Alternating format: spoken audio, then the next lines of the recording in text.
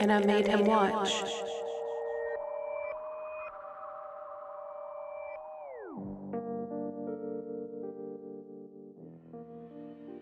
Hello, and welcome back to And I Made Him Watch, the podcast where for 40 episodes, I've endured whatever twisted cinematic fever dream Danny throws my way. Mm-hmm. But today, it's my turn. I'm joined by the creator and usual host of And I Made Him Watch, the cordyceps fungus to my zombified aunt, artist and author, Danny Page. Hi, how are you? I'm fantastic. How are you? It's good. Zombified snail, I can dig it. I like it a lot. It's romantic. I love that. Well, yeah. It just means I have no brain and you control me. I wouldn't. I think it's the other way around. But, you know, what if we like zombified each other? Ooh. Honestly, sounds kind of sexy. Kind of. Yeah. Kind of. What's with us getting kind of intimate at the beginning of the podcast? I don't know. It's an intimate thing. That's interesting. Okay. It is, isn't it? Yeah. So. Yeah. This isn't just any episode, though. No. This is our 40th episode. It is.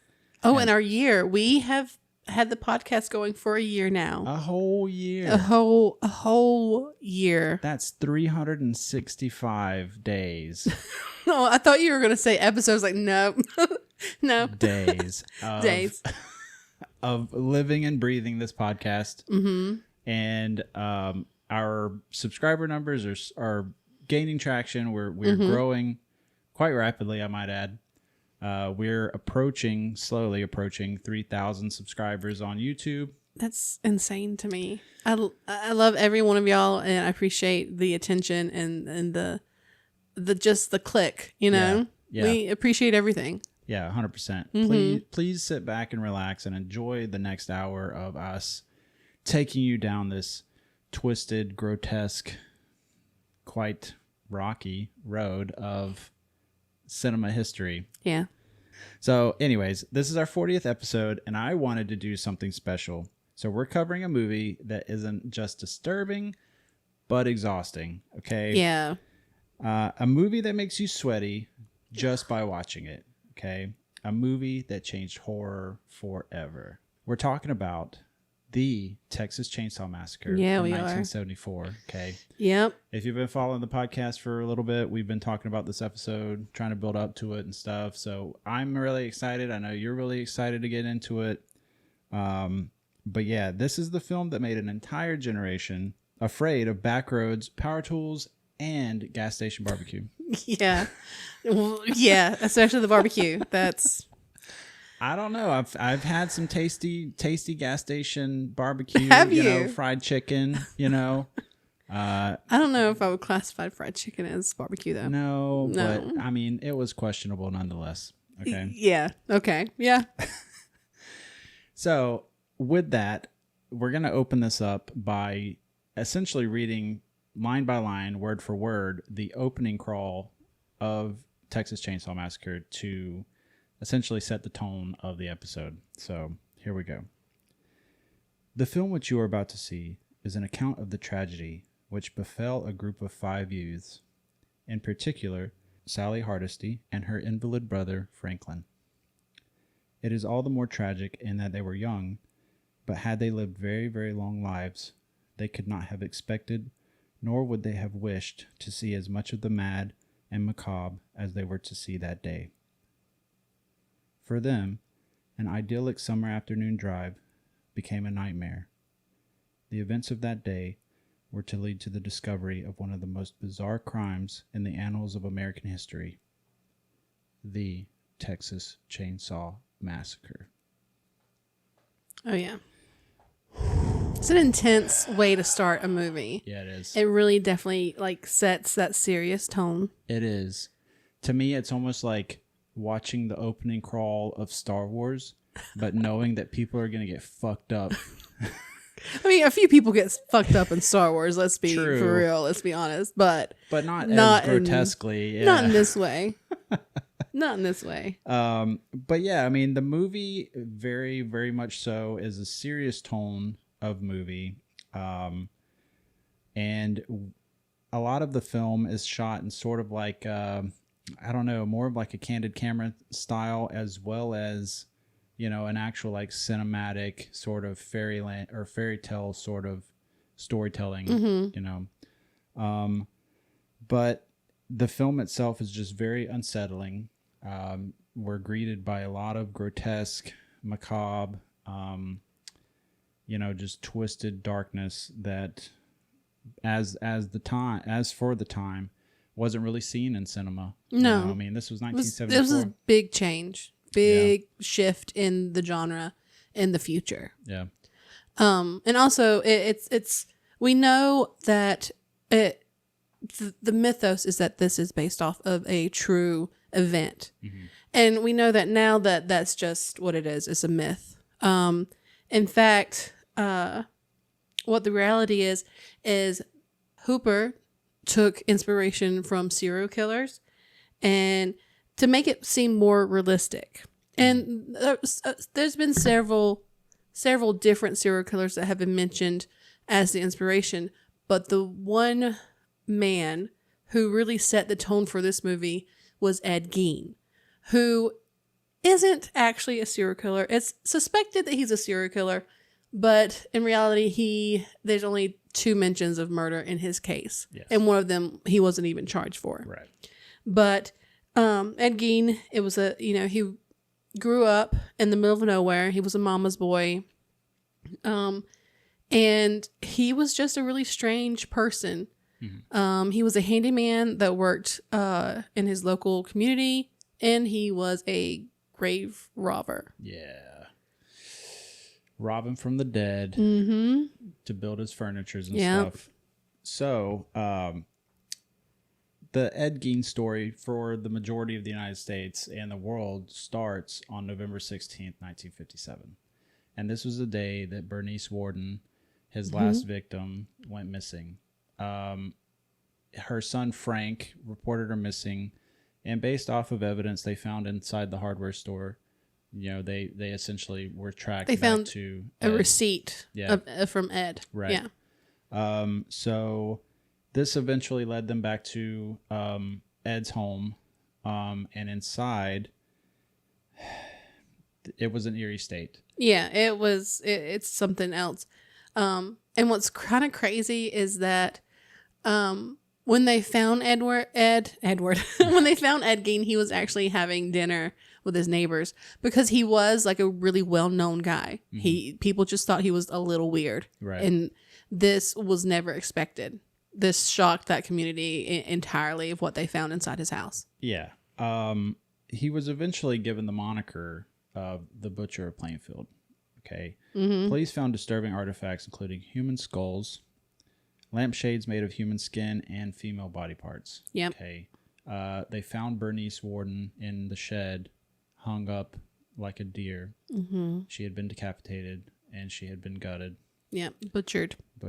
So, essentially, the influence of Ed Gein would eventually lead us down the road of not just Texas Chain Saw Massacre, but a lot of other horror films as well. Oh, yes. Yeah. Yes.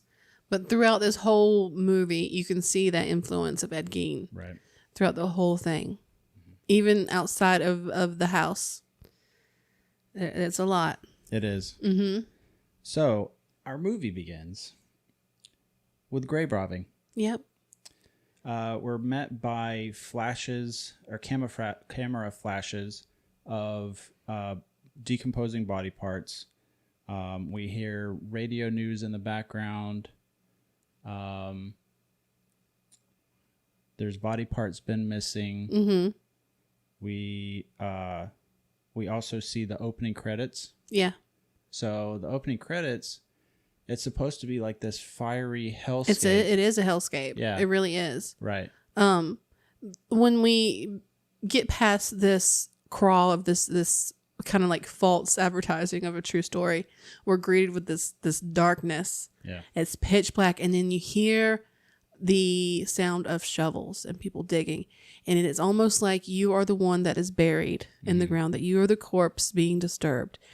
To me, it makes me very claustrophobic. Yeah. It made me really claustrophobic to be in that darkness and just to hear the dirt shifting. And it's just, it's eerie. It's it's such a way to start this movie that you are buried. Yeah. That you are dead and you are being desecrated. Yeah. The creepiest part of the whole opening for me is every time the camera flashbulb flashes, we have the creepiest sound effect. That yeah. I love it. I absolutely love it. Like I want to make that my text. Oh, that would be so dude. sick.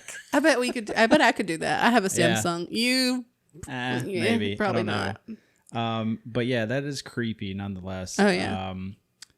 And this fiery hellscape that we see, from what I understand, it's actually the sun. What we're seeing is like solar flares coming off the sun.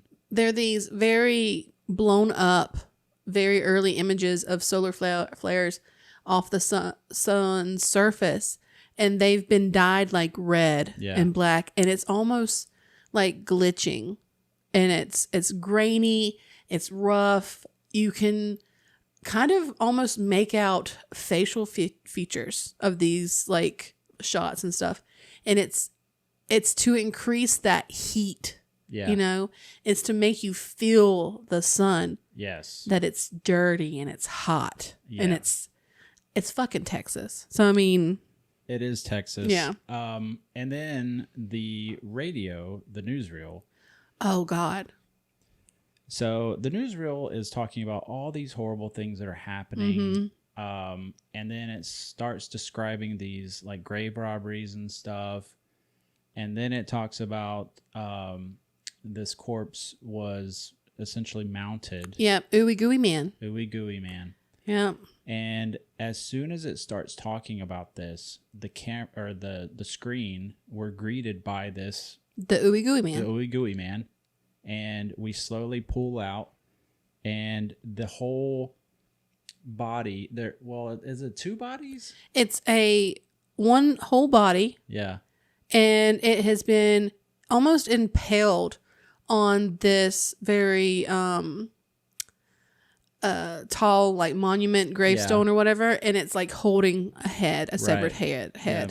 And it's mentioned in the radio that another body was found in the ditch, like outside the graveyard or something. Yeah. So there had been like multiple grave robbing bits and stuff. Right. And very much like we see later in the film, it is almost like a piece of art. Yeah. It has been put together with thought. It has. And carefully put together as well. And we see that, what is it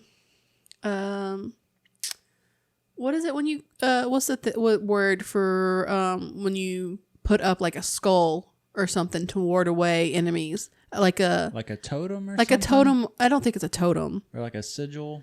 A sigil is like a actual like mark. A ward. Also a mark. It is like an effigy or... An effigy. Effigy. Okay. That's the word.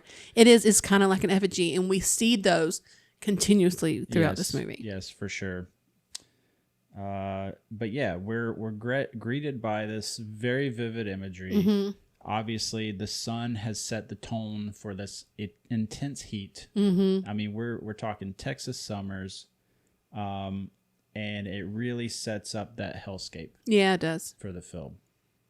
As we zoom out from the ooey goo man, we kind of we're still listening to the radio, and we're listening not only to the grave robbing news, but there's also, murders, there's missing people, there's sick people attacking people, buildings collapsing. It is nothing but bad news. And it's the faint detail. If you're not paying attention, because it is a little faint, and if you're not paying attention, it really can catch you off guard. And if it just kind of seems like a background noise. Mm-hmm. And because you're unaware about what type of world this is, it's like we don't expect it to be what it is. But it sets up this very harsh reality in this world. It's the world building, making this Texas and this parallel world or whatever just gritty and disgusting and hard. Right. Yeah. I mean, the world building that we see in this film is really well done, you know, and it kind of paints this picture of like, you know, maybe the family that we see is a product of the society they live in. Oh, yeah, definitely. You know? Oh, yes. Yeah. Very much so. And we continue to hear all this bad news when we see the van. Yes. So the van. Yeah, the van. I'm gonna go ahead and introduce the gang. Yeah, go ahead. So Sally is played by Marilyn Burns. Jerry is Alan Danziger. Franklin is played by Paul Partain. Kirk is William Vale. Pam is played by Terry McMinn. The hitchhiker, or Nubbins, is played by Edwin Neal. Drayton, a.k.a. the cook, is played by Jim Sedow. And last but not least, Leatherface, Gunner, played by Gunnar Hansen. Hooper did a really good job, by the way, of these actors. He did a really good job about writing the character, and then the actors did a really outstanding job portraying them. And you get a real good idea about who these characters are within only a few first minutes of meeting them in this van, especially Franklin. Franklin is so annoying. And we watched the documentary together, and a lot of the cast members like really were annoyed with Paul because he continued to have that Franklin character, and they didn't even want to like eat lunch with this man because he was so annoying. He was so dedicated. Though, he was so dedicated, and he did a great job. He's a wonderful fucking actor. Yes, yeah. But I mean, yeah, they clearly couldn't stand him. So what'd you find about Gunnar? So Gunnar Hansen did pass away in 2015. Okay, so it was just a memorial. Yeah. Actually, well, he died November 7th, 2015. Huh. So I'm not sure what you saw. Yeah, that's strange. That's really strange, huh? He was also born in Iceland. Oh, that's cool. He was born in Reykjavik. Interesting. All right. Let's see here. And this is why I didn't really get into the research part of this. I'm glad I didn't have to, because I wasn't like, oh yeah, by the way. It's okay. I don't know what I saw then. Okay, sorry. Sure. Anyway. Okay.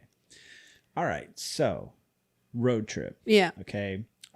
So, just to point out, the van that we see is a Ford Econoline van. Okay. And it was actually owned by Ted Nicolau, who was the unit sound recordist on the film. And Toby Hooper was looking for a van for them to ride in, and he happened to have one, and he was there on set every day. So he just rented the van from him to use. Yeah. So I thought that was pretty cool. I mean, on the budget, a budget, you know? Yeah, dude. You do what you got to do. I mean, he rented it like, what, $200 a week or something like that? It was something like that. I mean, the production only lasted 32 days. And this is, summer of 1973. And it was just a grueling, murderous production schedule. They weren't able to change their clothes. So the clothes we see throughout the movie of the 30 days they recorded it, those are the same clothes. They weren't allowed to wash them. You're not allowed to change into anything. It was nasty. Yeah. Nasty. I'll get into some of the details later on, particularly covering the dinner scene. Okay. But yeah, it's pretty gnarly. It's pretty gross. So one of the first things we see in the film is an armadillo. Yeah. That's seemingly roadkill. But what's very interesting is Rob Burns. Rob Burns. Who was the production designer on the film. Art director. Yep. Production designer and art director. The script originally called for the sun to dissolve into a dead dog's eye. But obviously they couldn't find a dead dog. And they probably couldn't afford a fake one. Right. So Rob Burns was just riding around looking for roadkill, essentially, and came across this armadillo. So he took it home and found a book on taxidermy. Yep. And spent the night taxidermying this armadillo. Yep. Yeah. In the documentary we watched, he said that originally he had found a dead horse on the side of the hallway in Texas. and he originally wanted that to be the shot. And he, in this documentary watch, he seemed so irritated that they didn't want to film the dead horse. He was like, it was God's gift, you know. Mm-hmm. And, he did. It was something about like art, like how to express art. He didn't. Everyone else was uncomfortable with it. Yeah. And he was a little Humphy, a little, just a little. They didn't want to use the dead horse. I wanted to use the dead horse. I mean, I would have too. I mean, free art. I mean, free material. I guess So the van pulls off to the side of the road, right? And and Kirk helps Franklin get out of the van because he's got to take a leak. Yeah. Right. Franklin is trying to take this leak, and Kirk is kind of standing post watching, and a semi truck blows by, and blows gravel and stuff all in Kirk's face, and Franklin goes tumbling down into the ditch. Yeah, because if for some reason, if you're listening to this and you haven't seen the movie, Franklin is wheelchair bound. Franklin is in a wheelchair. So I didn't want to spoil it for you, but Franklin is in a wheelchair. Spoil it. So he is trying to take a leak into this can, and it just does not end up. No. It is such a sad and comical way to start this very grisly and grueling and gritty movie. And it's like this light little chuckle we get to have before our heads are cut off. Honestly. It kind of puts things into perspective, though, because you're like, okay, yeah, he's trying to do this one thing, but then something happens and it fucks everything up, and he goes tumbling down into the ditch, But that's Franklin too, though. That's Franklin's character. Why not? Why would that not happen to Franklin? Yeah. I mean, what's also very interesting about the scene is the way that the production was handled financially, and a lot of the actors weren't paid. No, I think it was like 2 weeks. They had been filming for 2 weeks, and then they hadn't been paid yet. So this scene was actually Paul Partain, Franklin. This was his last scene that he filmed. And before he shot this scene, he went to the producers and basically said, you can either pay me my money now, or you can find somebody else to tumble down the hill because I'm not doing it. And fortunately, they conceded. So when Franklin is tumbling down the hill, in the documentary, he said that in his chest, in his breast pocket was that check? A paid in full check. So I was like, hey, that's pretty cool. Boy's gonna get his money, I mean, Franklin might play dumb, but your boy not dumb. No. So yeah, now we arrive at the graveyard. Sally and Franklin are going essentially to check on their grandparents. Yeah, they've heard the news of the grave robbing. Yeah. At one of the graveyards that their grandfather is buried at. Right. And yeah. Yeah. Yeah, they're just making sure their stuff, and there's so many people there. It's like, they're in the middle of nowhere, Texas. It's a small community, it's a small time. It's the 70s. What else are they gonna do? They're gonna go hang out at the graveyard and wait for people. The graveyard or graveyard robbers. It's a hopping spot, It was really active. And then you also have Drunk Man in the tire. Saying some really cryptic shit. Yeah, he says a lot of cryptic shit. Yeah, something like they laugh but they don't see. Yeah, or something like that. And then he says something. His last thing he says is like, "I saw something." Yeah. I wonder who. So, anyways, finally the gang gets on the road. Right. We drive by an old slaughterhouse, which kind of gives context to the rest of the movie. Yeah. Okay. And the smell hits them before they even see it. Franklin explains the process of slaughtering cattle. Yeah. Right? And it's kind of very gruesome. It's barbaric. Yeah. So initially he starts explaining how they used to do it with the sledgehammer, and it would take, a couple whacks. Yeah. And then they switched to the gun with the bolt. It's very barbaric. It is. These scenes of the cows I love cows. Cows are one of my favorite animals. I just like how they look. I think they're wonderful creatures. But the cows in these scenes, it's the hot summer Texas heat, and they're all crowded together, and we see them all panting and drooling and stuff, and then we also hear mooing and panic, and also the saws, and the sounds of the machines, and this is how these animals live. And that was a really big point from Hooper to do that way, and it convinced a lot of people to become vegetarians. And I mean, this film, honestly, I could see it. It's motivation to treat living creatures a little bit nicer. I mean, I kind of have half the mind to maybe at least stop eating as much beef. Eat more chicken. What is this, the Chick-fil-A commercial? Anyways, finally the gang sees a hitchhiker on the side of the road, and they decide to stop and pick him up, being the good Samaritans that they are. Is this the Zodiac is after, is it? Pam is she's speaking about the horoscope stuff prior to this slightly, because she talks about I think Sally is a Capricorn. So Pam in this movie is the eye candy and astrology kind of like. I hate using the word bimbo, but I don't have another way to really, because there are so many shots of Pam's ass in this movie. She really was that like little sex appeal. But she's talking about Saturn being in retrograde, which is a period of reflection, reevaluation, encouraging a pause to assess and potentially redirect energy towards long-term goals and responsibilities.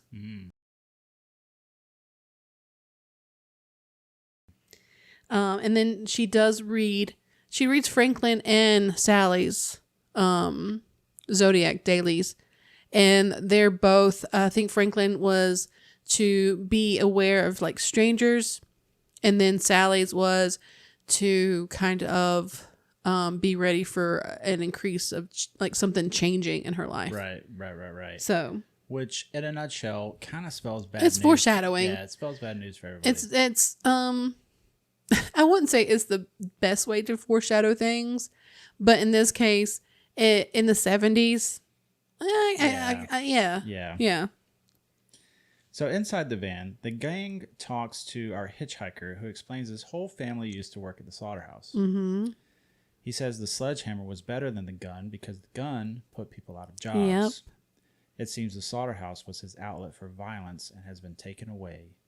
Franklin begins playing with his pocket knife. Also, head cheese. Yeah. So this encounter is so unique. And to watch Franklin kind of be interested in the violence and trying to understand why and stuff. Franklin is a very interesting character. And he is this person who is trapped in a way. And he gets to try to live vicariously through the hitchhiker. Because it's the slaughterhouse and he's interested in it eventually. Or for some reason now. And he just kind of, everyone else in the van, it becomes two halves of a van. There's the half of the van that the hitchhiker on, and then everyone else is on the other half, and the head, like the top, the front of the van, like just getting as much room away from this strange man because he is strange. And Nibbins has this huge birthmark on his face, which already, people are going to notice is different and unsettling, especially because it's your face. Everyone sees your face. And the atmosphere is so just intense for these four other people.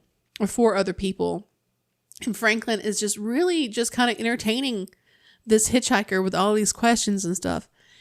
And it's so extremely strange to see how these people are like, okay, Franklin, stop asking him questions. And Franklin's like, how'd they kill them animals? Did you kill them? huh? Did you kill the animals? What was that like? Asking him all kinds of questions. I'm like, Franklin, full of questions. I'll tell you what.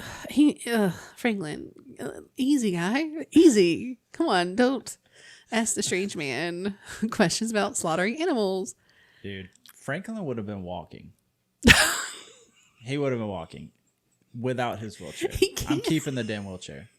Okay? Get the fuck out. Anyways. Okay. I love this movie. Okay? The hitchhiker takes the pocket knife from Franklin and intentionally slices his hand open. Everyone gasps. He then hands the knife back to Franklin, revealing he has his own knife, a straight razor. Yep.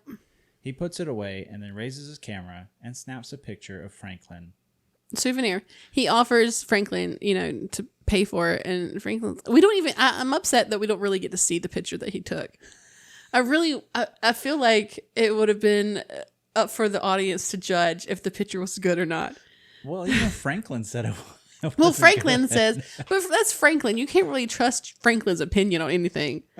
He's going to whine and complain about everything, which he does continuously throughout this movie. He does. Mm-hmm. He complains a lot. The hitchhiker exposes the picture and demands a payment of $2 for it. Franklin refuses, and the hitchhiker proceeds to place it in some unfolded tinfoil, puts black powder on it, and then sets it on fire. Gunpowder. Yep. Yeah. Gunpowder. It's like he's doing a ritual, like a spell. It is. Yeah. Everyone begins screaming and demands that Jerry pull over. During the chaos, the hitchhiker uses a straight razor and slices Franklin's arm. I kind of think it was an actual spell ritual for this guy. Because, he has this little knapsack type of purse that's clearly homemade out of some sort of animal skin, which it could be animal skin, but it could also be maybe a scalp or something. It could be many things. And he has the tinfoil and all this stuff ready. So it's almost like he is always prepared to do this ritual. If he takes a picture of someone and they refuse to pay him, they're on the shit list now. And now he's going to curse them. And I think that's really what he was doing. Yeah. He is on the spot prepared to pull out that voodoo shit, It's like, you remember the movie Half Baked? Mm-hmm. When I think it's Jim Brewer's character, he's got the little thing and it's fucking Jerry Garcia. Yes. That's Nubbins. That's Okay. The van pulls over and the gang forces the hitchhiker out. As the van pulls away, the hitchhiker smears his blood-soaked hand on the side of the van, seemingly to spell out some sort of symbol or word. The hitchhiker blows raspberries as the van drives away. There's something so childish and just immature about Nubbins and the whole Leatherface family. Yeah. It's a little concerning, honestly. Yeah. Yeah. But it's like, you ever heard of the Whitaker family from West Virginia? It sounds familiar, yeah. It's this very inbred family. Oh. And some of them can't speak, they bark at each other. Are you talking about the Appalachia family? Yes. Appalachia, yes. Yeah. But yeah, they can't speak, they bark at each other, and it's just very disturbing. So. Yep. Yeah, kind of creepy. Incest is bad, guys. Don't forget that. Very, very bad. Don't forget that. Pam continues reading horoscopes while Sally bandages Franklin's arm. Mm-hmm. Poor baby. Poor baby Franklin. It doesn't deter him from the rest of his bullshit attitude. No. The horoscopes spell nothing but trouble for the gang. The van pulls into an old service station to get gas. Mm-hmm. Sally and Pam get out while the cook, a.k.a. Drayton, approaches the van. They ask for gas, and Drayton explains they are all out, and the transport is expected later that afternoon. I wonder where all that gas went. Yeah, it's weird. I wonder where all this gas went. Where it's going. Interesting. Crazy, Interesting. right? That's so crazy. Gas prices. Yep. Franklin asks Drayton if he knows where the old Franklin place is. Drayton says maybe he does, but that they shouldn't go looking for it. No. They could get hurt. Mm-hmm. Franklin explains that the place belongs to his father. Drayton suggests they stick around the store. Meanwhile, the girls are trying to get a drink from the vending machine. Yeah. Mm-hmm. Old-timey vending machines. Yeah, they're having some difficulties. So, I mean, yeah. I mean, it's gas station. Yeah, gas station. Okay. Yeah, cool times, dude. I mean, should have stayed at the gas station. Yeah. I mean, yeah, dude, they should have stayed at the Holiday Inn Express last night. but they didn't.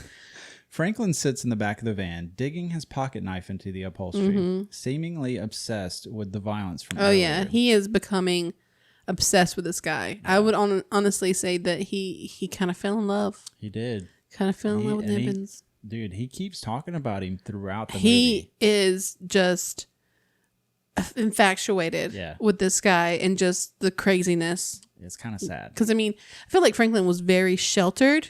Yeah, for sure. And he is seeing different parts of the world that he's never seen before. Yeah. And that's why he is really into Nibbins, the hitchhiker, because this guy is crazy. No one's ever spoke to him this way. He's never seen anybody like this. Right. I mean, he's interested in it. He is. It's a strange thing, but it's Franklin. Jerry returns with barbecue from inside the service station. Yummy. Great. The gang piles back into the van and they set out for the old Franklin place. Finally, the gang arrives at the old Franklin place and they file out to explore. They inspect the smear of blood on the side of the van, curious as to its meaning. The gang heads into the old decrepit house, leaving Franklin alone outside. Sally guides the group through the house, reminiscing on old times. And it's this they were planning on staying at this house. Right. Eventually, I guess. And it's not in the condition to be sleeping in at all. No. Like, why are you... I mean, this house looks like it possibly was the victim of a fire, but there's also like vines and stuff growing all over it. Yeah, and Sally mentions like she got to stay at the house when she was like 8 or something. I'm like, how old are you, Sally? Because this place has been fucking gone for at least a decade. Or more, dude. It's bad shape. It's not old. Livable. Not livable at all. Yeah, she's like pointing out the wallpaper and stuff, and it's really sad. Franklin, still outside, begins trying to make his way inside, struggling to winch himself inside in his wheelchair. Yeah. The struggle is real. Poor Franklin. He hears the laughter from the others upstairs and begins mocking them, as if jealous of their joy.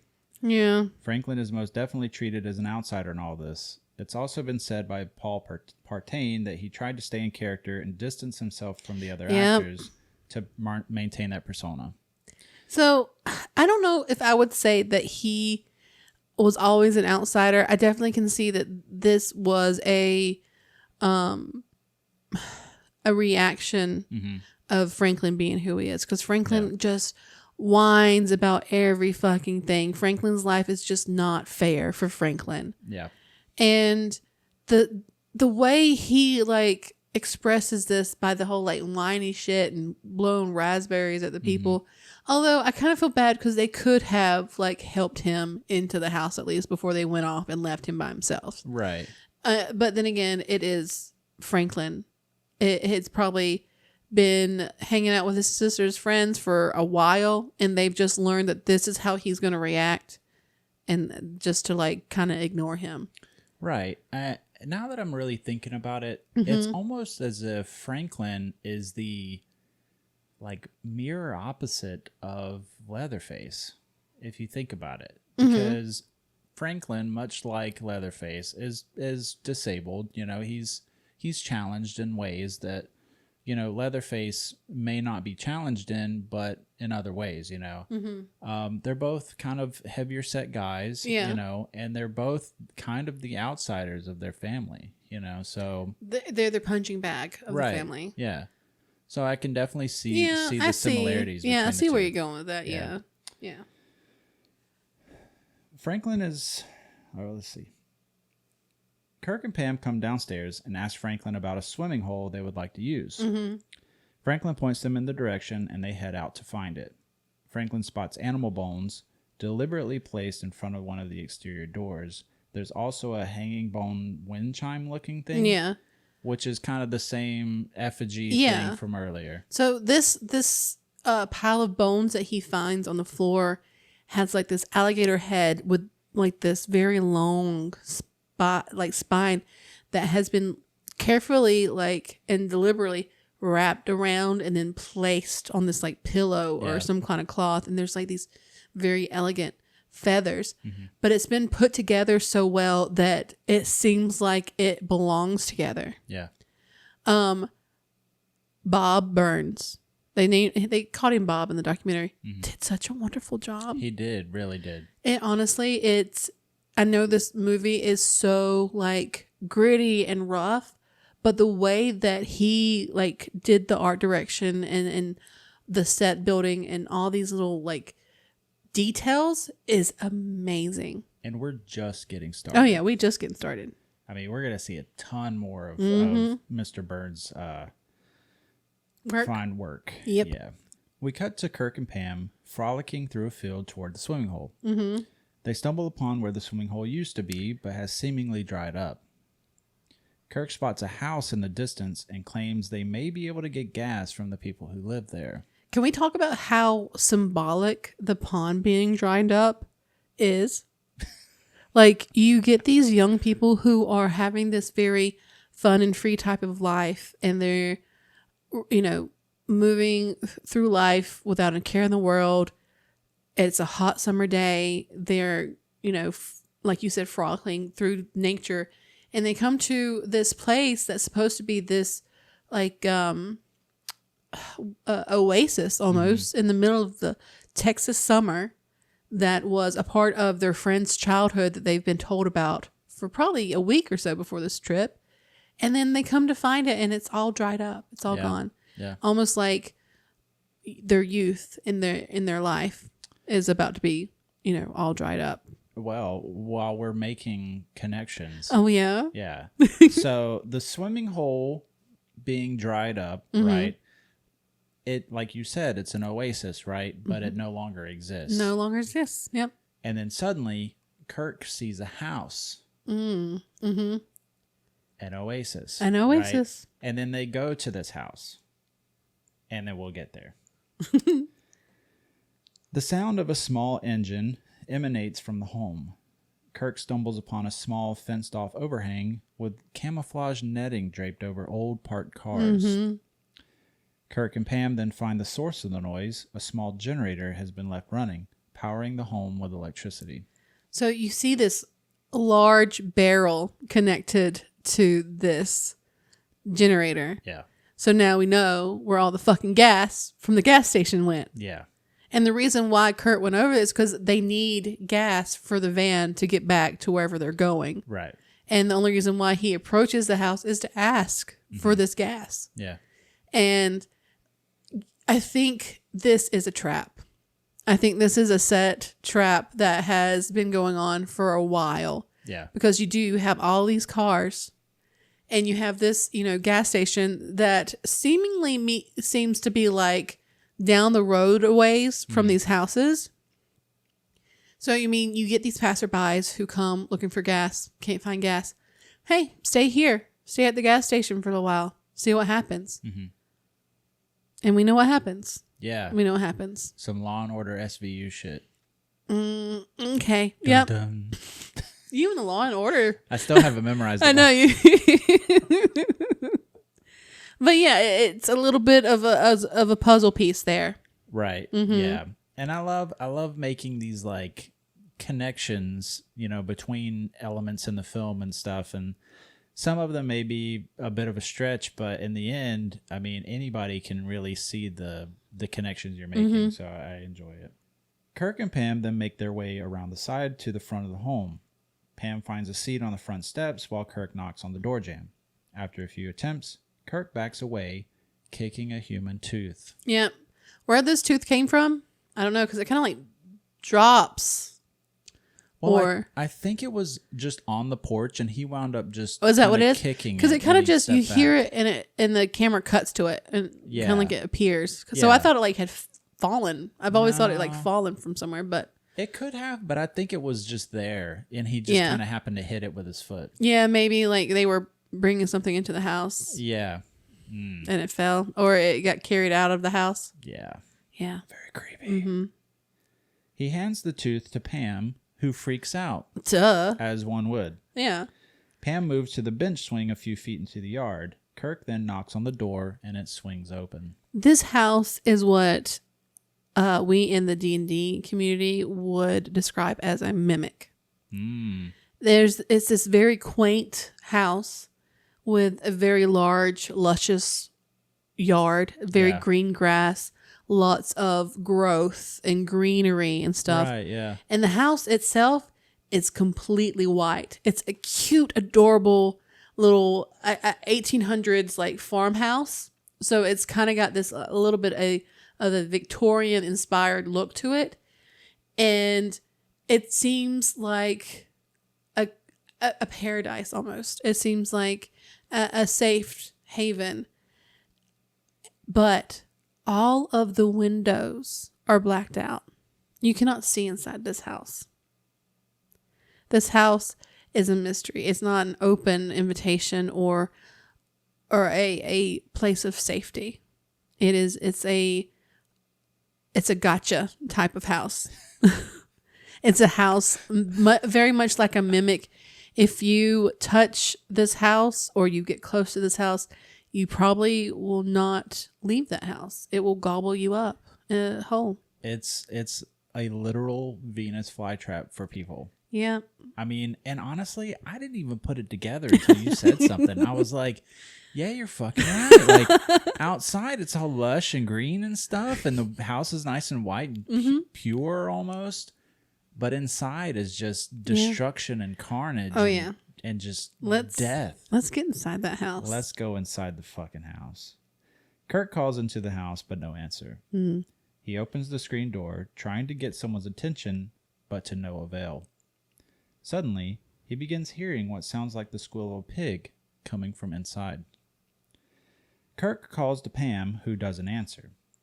Kirk then breaks a cardinal rule of horror movies and steps inside the home, making his way to what appears to be a cattle ramp into a room decorated with the skulls of a variety of animals.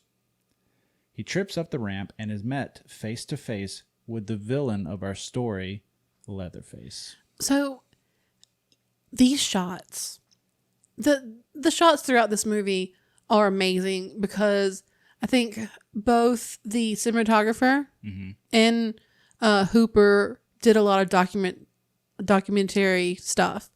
So all of these shots are very deliberate. Yes. All of these shots are deliberate, and that's really what makes a difference in a low budget movie, in my opinion. When you enter Leatherface's house, it is dark, it is dingy, it is a portal to the unknown. But in these shots, from seeing Kurt in the door of the screen door and the light coming in, everything's shadowy. Yeah. And then we get this shot of the inside and everything is still, and you have this red door. Yes. That is just screaming at you with all these animals and stuff. And we as modern humans, we have been conditioned to learn that the color red means to stop. It means danger. It means this is the end. Yeah. And when you enter that house and you go and he goes into it, he goes right to that stop sign. Yeah. And he comes to an end. Yeah. But that red door gets me every time. What I loved about this sequence here is when Kirk trips up the cattle ramp. We have like this high angle shot looking down on him, right? And we have the reverse, but the reverse starts as like a mid angle. So we're looking at Leatherface's like midsection because he's wearing this apron. And what he's currently wearing, what we call as killing mask. Yes. It's more of a masculine mask. It's dark hair, short. Right. Very white face. Yeah. The lips around the mask are kind of wired open. Mm-hmm. The eyes are kind of wired open. So it's a very like rudimentary sort of. It's very gaping. Yeah. Yeah. Very, very much so. But when we see his like midsection, we do this like quick tilt up to show Leatherface's face. Yeah. What that's doing is we're seeing what Kirk saw first. Yes. We're seeing Kirk see someone come into the vision, and it's his abdomen, because Gunner is a huge man, was a very big guy. And so we get that clip of his waist, his apron, and then to the face. And just and grotesque. It's that. Yes. And it's Leatherface. Yes. It's something you're not expecting to see. It's so unnerving. But what I love the most about it is we get the chance to see what Kirk saw for the very last time. Mm-hmm. Yep. It's very creepy, very eerie, greatly shot. These shots, it really was about the way they shot this movie that really made it what it is. It is, yeah. Wearing his killing mask, Leatherface smacks Kirk in the head with a hammer, knocking him unconscious. Kirk begins spasming, most likely from pieces of his skull entering his brain. Leatherface then finishes the job, smacking him once more. In one swift motion, Leatherface picks up Kirk's lifeless body, tosses him to the side, and slams the metal sliding door, sealing Kirk's fate. Yep. And that was the last time we saw Kirk's face. Yes. Every other shot we see of Kirk, we don't see his face ever again. Right. It's almost like his identity is completely wiped off. Yeah. The face of the earth. I mean, it is. He's no more. He's gone. Mm-hmm. So it's very, very troubling. Having not seen Kirk in a few minutes, Pam begins to get agitated and begins to look for him. She slowly makes her way to the front door, calling Kirk's name. She slowly makes her way up the steps and leans into the front door. She opens the door and steps inside. Looking around for Kirk, she makes her way into the dining room and notices a curtain emanating light. She snatches open the curtain and slips on the blanket of bird feathers covering the living room floor. Yeah. This is like a sitting room. In this type of house, this old house, there are lots of like side rooms off of the entrance. And she goes in and she falls into this bed of feathers that just cover everything for some reason. It's just, it's not kept up. It's very bizarre. It's strange because this is the type of family we're dealing with. Yeah. And all of these bones, all of these animal bones and human bones, she kind of like doesn't realize what she's looking at first. Yeah. Because we have these very long shots and very intense shots of her going over the room. Like we are seeing what she is seeing as the camera moves. And slowly her brain is recognizing what she's seeing. And then she has this raw, intense reaction. And just, she can't get herself to react fast enough. I will say that the art director, Bob, he had a fucking field day dude, in this place. Bob the Builder. Rest in peace, my man. Yes, we can. We can build it, dude. Honestly, yes. It's remarkable how well he did this. And I mean, these are all real. The animal bones are real. Yes. The animal bones are all real. They had a connection with a veterinarian. They did. Yeah. Mr. Burns also went around to local farms and stuff because the way it was explained was, previous to this, the county would pay you to come pick up like cattle corpses or whatever, and eventually they would come and do it for free, and then eventually they would charge you to come pick them up. So farmers just opted to setting the corpses out in the farthest corner of the field and just letting them go away. So let nature do its thing. Right, exactly. So Mr. Burns essentially went around to these farms and collected cattle skeletons to use on set. So a lot of the skeletal remains of the animals that we see on set are real. Mm-hmm. So and then also Miss Dottie Pearl, who was the makeup artist on set, she had the connections to the vet. Yeah. And they were able to get like monkey skeletons and stuff or something like that. So that's yeah, gross. So yeah, all these bones and animal parts were just on the set and the added heat. It's one of the things they talk about the most is the stench of the set. Yeah. And then also when they tried to get rid of the animal parts, they try to do it a more natural way by burning them. It did not help with the smell. No. It made everything worse. Well, yeah, and we'll get to that. Yeah. It's pretty terrible. Yeah. It's pretty gross. The living room, decorated with an assortment of animal and human remains, greets Pam. Mm-hmm. A couch made from human bones, a human skull with the horn of an animal shoved in its mouth, a live chicken in a cage are just a few of the things we see. In a panic, Pam gags from the sight. She stands and races for the door. She enters the foyer, and the metal sliding door opens, revealing Leatherface. Yeah. That living room also really showed that Ed Gein vibe. It sure that did. really is where we see it the most. I mean, 100%. we see these little,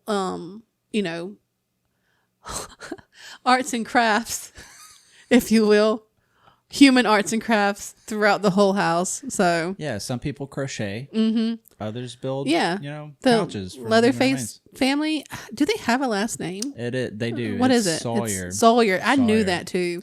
The Sawyer family, they like arts and crafts. Yeah. With anything they can find or dig up. Which is kind of funny because later on in the film, Drayton says to Leatherface, the Saw is family. Creepy. Sawyer. Creepy. Yeah. Okay.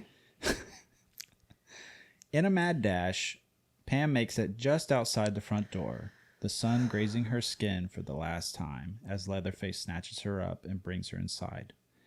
Definitely, in my personal opinion, the most iconic shot in this whole movie. It is. It's a shot we see a lot. It's a GIF I see a lot actually on the internet. And this Pam, poor sweet baby Pam, that you get a sinking feeling when you see this. You see that she makes it outside, but just as a reminder to everyone and who the audience and Pam herself, just because you make it outside the house doesn't mean you survive. No. Because he snatches that girl, just yoinks her up so fast, so hard. She didn't have a chance. And you just feel that panic. Yeah. It makes you anxious. I mean, he towers over her. Mm-hmm. Big guy. Wraps his arms around her and just snatches her up. Mm-hmm. And unfortunately for Pam, she never sees the outside again. Nope. Leatherface carries Pam into the kitchen where Kirk's corpse lies on the butcher's table. Against the back wall rests a frame made from railroad ties, complete with meat hooks. Yep. Leatherface hoists Pam up and onto a hook, leaving her to suffer and watch as he begins butchering Kirk with the chainsaw. So part of the production was they had to rig up some sort of apparatus to hoist and hold Pam on this meat hook. Originally, Tobe Hooper wanted the hook to come out the front, but Bob Burns was able to talk him out of it because essentially, I guess the way he explained it was not seeing the hook come out the front was more scarier. Like, because during that whole shot, you don't see any blood. No. You don't see any blood, so you're left, like your imagination is left wondering, like, where's the hook? Yeah. Right? Yeah. So that was kind of interesting. But the rig that was created was essentially a saddle that Terry McMinn, Pam's actress, had to put on, and it was padded with sanitary napkins. Mm-hmm. And then they also had like nude cover leggings that she had to wear to cover it. But she could only hang there for like a minute because I guess the way it rode up, it would cut off the circulation to her legs Oof. or something like that. I mean, that is a reoccurring trend in this film that people just get hurt. Oh yeah, the way they shot this in the production is it's definitely not standard practice nowadays. Oh no. There was a lot going on to just get this movie done, to just get it done. Yeah. These actors went through hell.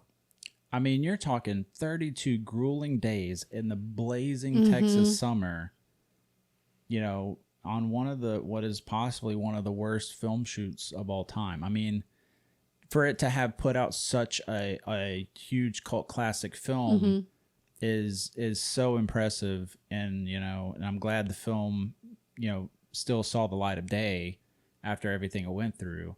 But, you know, again, like the conditions that the cast and crew had to go through to get it done is really terrible. I couldn't imagine. I couldn't, like, I mean, we've recorded movies and stuff together and stuff, and for just school projects. But even that, like, it's such a process. It's such a long process. It is. And for them to just dedicate this and actually get through it and all the shit that they went through is amazing. Yeah. Like, I honestly admire it, honestly. Props. It's hard work. Yeah. Props to them. Yeah. Back at the Franklin place, Jerry, Franklin, and Sally discuss the possibility that the hitchhiker is following them. Mm-hmm. Franklin complains of being unable to find his knife and claims Sally had it last. Sally begins looking for the knife as Jerry sets out to find the others. Yeah. You're not supposed to split up. And they continue just to split up. Yeah, it is what it is. Well, I mean, unfortunately for Jerry, I mean, this is the last time that he's... Yeah. Yeah. Because he finds the house. Do we see Jerry get murdered? We do. And I will get there. Okay. Sorry. You're okay. I just went blank for like 2 seconds. And I have some interesting tidbits about that as well. Ooh, I'm excited. Sally and Franklin are left to discuss whether the hitchhiker could be following them, and then Sally grows ever more frustrated with Franklin. Surprise, surprise. Ugh. Jerry continues his search for Kirk and Pam, eventually coming upon the Sawyer family home. Jerry heads to the front door and begins to knock. I remember now. Thinking his friends are pranking him, he heads inside. Hearing a knocking coming from the kitchen, he enters. The deep freezer located inside begins to rattle. Jerry wrenches open the lid to discover Pam's nearly lifeless body inside. Panicked, he turns to run, only to be greeted by Leatherface. Leatherface smashes Jerry in the head with the hammer. Leatherface puts Pam back in the freezer, and seemingly agitated from all the strangers coming into his house, Leatherface races to the window, looking for more victims. Yeah, so... Pam's body, like, bursting out and like spasming that's so fucked up. I honestly that's so messed up if you really think about her. Like, she obviously probably eventually blacked out being hung on the hook, and Leatherface was like, you know what, let me just put you away for later, because she's gonna freeze to death if she's like blacked out and stuff. Right. And I mean, obviously, the way this family operates, they're going to wind up cutting her up and, you know, either selling off her meat or whatever. I mean, as barbecue. grotesque as it is, some gas station barbecue. Yum, yum, yum.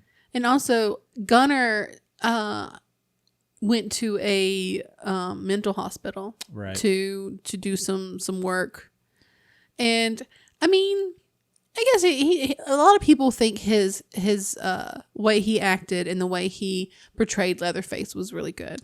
And I can see that. I mean, I'm not sure if I would agree his way of portraying someone who's supposed to be like mentally unwell is right. But I mean, it's a suicidal, or not suicidal, but a homicidal, you know, guy. And we see throughout the film that Leatherface has very childlike. He is, yeah. He's got like developmental issues and stuff. He's definitely the bottom of the pyramid, Right. the bottom of this social ladder in this family. Absolutely. Even though he is the biggest and the strongest guy, doesn't always mean the smartest, you know? Sure does not. No.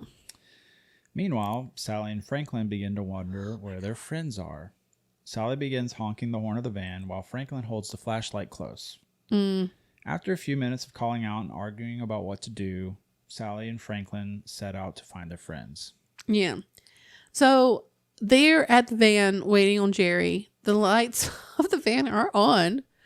And when Franklin goes to check for the keys, he starts to lose it that the keys are gone. Right. But the van's lights are on. So there's a little that's strange. So in older model vehicles like that, you could turn the accessories on and take the key out. Yes. Oh. So it's in the 70s? I mean, this is an old Ford Econoline van. Yeah. So I would imagine you could do that. Maybe, I guess. It's plausible. Maybe, but I don't know that. I don't know. Well, the whole time Sally's like, "Give me the flashlight." Dude, you know? These two, I mean, they're siblings and they're fighting like they're fucking four. Yeah. Over this damn flashlight because she's losing her mind because everyone is gone. Jerry's left her with her brother and Franklin won't shut the fuck up. He keeps trying to convince her to go to the gas station. Yes. And she just wants to set out to find her friends. Mm-hmm. And eventually Franklin concedes and decides to go with her. But granted, she's got to push his fucking wheelchair through the woods. Fucking Franklin. I'm sure by now you can see where this is heading. I would have locked him up in the van. I'd be like, okay, push him in the van, take out the things, close the door, sit tight. If I'm not back in 30 minutes... just wait longer. Roll yourself to the fucking gas station, I guess, since that's where you want to fucking go. Anyway, we digress. In the woods, Sally and Franklin try to find their way. The budget for the film was so low that they couldn't light the nighttime shots, but that definitely lends itself to some higher quality scare tactics. Yeah. Okay. After a few minutes of walking and calling out, Franklin begins to hear something in the woods. He demands they stop, and suddenly, what is possibly the greatest jump scare of the film, Leatherface comes out of the brush and begins chainsawing Franklin to death. Mm-hmm. What's interesting about this is for the over-the-shoulder shots of Franklin being chainsawed, Paul Partain, who played Franklin, Toby Hooper, and Dottie Pearl, the makeup artist on set, all had mouthfuls of Red Caro corn syrup. And every time Leatherface takes a swipe, they would spit the syrup out onto Gunner to make it look like there was blood spray and stuff. So I was like, that's actually pretty smart. Now, that is some movie magic. Movie magic. Yeah, that is some low budget bullshit right there. Oh man, I mean I would have done that. That sounds badass. I mean I would have let you spit blood on me if you wanted to. Yeah, it's that's kind of hot. Yeah. Yeah. I mean, yeah. But this scene where they're pushing him through the forest, it's so Hansel and Gretel. It is going to the fucking witch's house, about to get eaten up. And they literally. I mean, in hell, Franklin, you ain't even got to fatten him up. You know, I mean, he's already fat. Anyways, that was mean. I can say it because I'm. That fat. was mean girl mean. This begins the longest chase scene of the film. And Sally begins running for her life through the woods while being chased by a chainsaw-wielding Leatherface. Pure nightmare fuel. And he is fast. Dude, the boy can book it. And he's got a fucking chainsaw. Yep. She gets her hair caught in some twigs. Yeah. You know, there's a couple trips here and there. And it's just, it gets your heart pounding for sure. Yeah, it's honestly... For me personally, this is one of there's a moment at the beginning of the chase that kind of gets me every time, and it's when she runs away and he's still hacking at Franklin, and it's been like it's been a good like 30 seconds that she's been running or so, and you get the sense of like he's not following her because he's busy hacking and stuff. And she gets to the point where she's comfortable enough to slow down and look back, and then there he is. He's on her ass, dude. And every time I'm like, oh God, I hate that. I hate one thing in horror movies that really gets me going, that really bothers me, is a chase scene where you think you're getting away and then the killer is there. And dude, in this chase scene, it's not even like he's around the corner or something. There's one shot where she's like in this thicket of brush, and she's trying to get through, and she's kind of tangled up, and she turns to look, and we don't see him behind her. And then all of a sudden he appears with that fucking chainsaw. Because the whole time she's in these dark woods, and mind you, they didn't have the budget to light this, so it's dark. Yeah. Even it is to the super camera. dark. Yeah. And all of a sudden there he is. I mean, you hear the chainsaw before you see him, and it is terrifying. Okay. I love it. It is. It's a very classic scene. It did go on a little longer than it should have, in my opinion. But also that sound of being chased and a person has a chainsaw and they have a little bit of extra reach, because it does not matter how close he is. If that chainsaw gets within like an inch and he can just barely touch her, that is going to be something nasty. Yeah, I mean, at that point, it's all over. Yeah, that is, it's so scary. That sound of the chainsaw too, that gives me like anxiety to think about it. Well, and like how you were saying, like you felt like the chase went on a little too long. There are movies that use chase scenes for like gap fill or yeah, plot that's what it whatever. was. You know, I personally didn't feel as though it was gap filler. I felt like it really did propel the story along, because and I'll pick up that here in a little bit, but you know, it felt like it was motivationally driven, you know, like there was something causing this. Yeah, you yeah. know? I mean, I understand the point of it, and I think the reason why, because he starts chasing her, she eventually finds her way to the Sawyer's house, and the chase continues throughout the whole house. Like she goes upstairs, finds Grandpa. I'll pick that up. Oh, here. sorry. I'm so sorry. Go ahead. Sally eventually makes it to the Sawyer house. She tries the back door first, but to no avail. She makes her way around to the front and inside, locking the door behind her. She darts upstairs and stumbles upon Grandpa Sawyer, and who we can only describe to be Grandma Sawyer, but both seemingly mummified.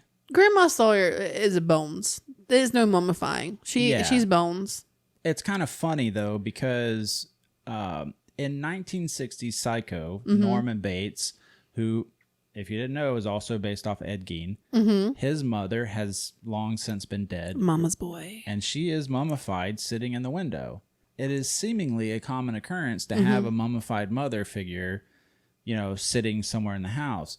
But that is something that Ed Gein, not necessarily his mummified mother, but, you know, upon her death, because he was so highly obsessed with her, there were parts of the house that she used that he preserved as the day she left it, you know. Her bedroom was completely untouched. Yeah. And the rest of the house pretty much was in a very almost run down. Right. You know, where he didn't really care about anything other than her room. Yeah. So yeah. It's a preservation, right, of her, which we see resembled in the Sawyer family home also. Yep. Another movie that we covered a while back. Yeah. Titled "Don't Go in the House." Yep. The character, his mother had also died, and she was seemingly mummified too. So yeah, there's a lot of common occurrence and stuff. You know what my takeaway of that is? What's that? Don't date a mama's boy. Oof. If you're dating men, don't date a mama's boy. Yeah, one of our favorite shows is I Love a Mama's Boy. We haven't watched that in a while. We haven't watched You hate that show. You hate that show. It was a good watch. It's entertaining. It's the social experiment of it is entertaining. It is. The people, the mom boys and the mamas, people are so weird. Anyway. So back on the topic of, Yes. of Grandma Sawyer. Mm-hmm. Okay. So production designer Rob Burns noted that originally it was just males in the family home. But he convinced Hooper and Henkel, who was the other screenwriter, to put the matriarchal figure in the home to make it seem more realistic, I guess. Yeah. So. It is a bit of a question why there are only men. Mm-hmm. But it was very patriarchal type of Yes. household. Yeah. They definitely idolized their grandfather. And I think they kind of let Grandma Sawyer just waste away. Could have been, yeah. And not because Grandpa seems to be relatively more well taken care of. Right. So. Right. Which, mind you, I haven't seen the sequel either. Oh, I haven't. I've always heard that the sequel isn't worth watch because it's more of a dark comedy. Yeah. And I'm not, yeah. But from the clips I've seen, it seems like he's still alive in the second one. But I digress. Mm-hmm. Downstairs, Leatherface begins sawing his way through the front door. Sally scrambles downstairs just as Leatherface makes his way through. Mm-hmm. Sally rushes back upstairs and proceeds to jump through a window down to the ground below. Yes, ma'am. Yes, ma'am. You get out of that mimic. You get out of that house. You get out of that trap any way you can. So one thing I love about Texas Chainsaw Massacre is this is the beginning of a lot of the horror film tropes that we see. Outside, Sally darts back into the woods with Leatherface hot on her trail. After a few harrowing minutes, she finds her way to the old service station from before. She beats on the door and is seemingly rescued by none other than Drayton. Dun dun. When did you figure out that Drayton was part of the Sawyer family? I don't know. I mean, when they originally stopped at the service station in the beginning, he seemed off. What is funny though is that in the beginning, there's the other guy that's with him, The redheaded guy. Yeah. Washington. but we never see him again. the movie. windshield washer. Yeah, he's not a part of the Sawyer family. He just Comedic works relief, though. I tell you what, because Drayton will walk to the van and then he'll turn around, and walk back, and he'll come back. Mm-hmm. But every time the redheaded, bald guy or whatever, he kind of follows Drayton's movements. Yeah, he follows his lead. Yeah, and every time Drayton walks up, he'll just start washing the van, like wiping it, and then as soon as Drayton leaves, he'll pack up and leave. And then it's super funny though. Do you want to know my theory behind that? Sure. I think the theory behind that is that when Drayton is talking to these people, the guy gets out in front of their vehicle and does the washing thing so they can't leave. Oh. And I think Drayton has trained this guy to, whenever he's like talking to the customer, make sure you're in front of the vehicle and cleaning it. Okay. Probably as a service act or whatever, but just make sure their vehicle stays where their vehicle is. Okay. Until they agree to stay at the station. Yeah, no, that makes sense. Yeah. I'm just curious, like, what is his connection to the Sawyer family? Like, is he a part of the family? Drayton? No, the redheaded guy. Oh, no. Because, I mean, he seems like he would be. I think he just works there. His Who name's else Jeb. is? I mean, What's his name again? I don't know if he had a name. I couldn't remember. think he does either. I mean, is he gonna put like Bubba or Nubbins at the working at the station with him? No, but I'm just saying, like, it would seem that you would give somebody like that a bigger role. Like, I don't know. I think he was just a person that needed to be hired, a position hired. Well, and he did his job well. yeah, he did. Yeah, he did. Inside, Drayton attempts to calm her down. Sally pleads for him to call the police, only to find out there is no phone, allegedly. Drayton claims they'll need to go to Childress to call. He tells her to wait there and he'll get the truck. He walks out, leaving the door wide open. Yeah.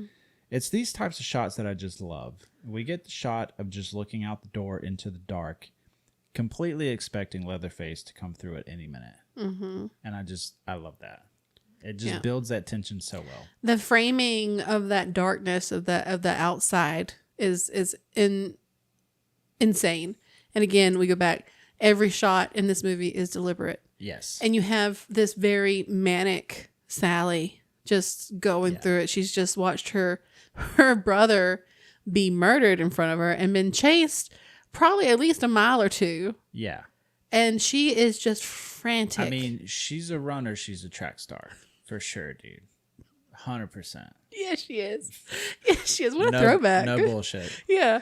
Honestly, though, okay, I don't know if there's anybody out there that's a fan of Rob Zombie's Halloween movies, but in the second movie, in the very beginning, we see Laurie Strode escape the institution that she's in because she's being chased by Michael Myers, right?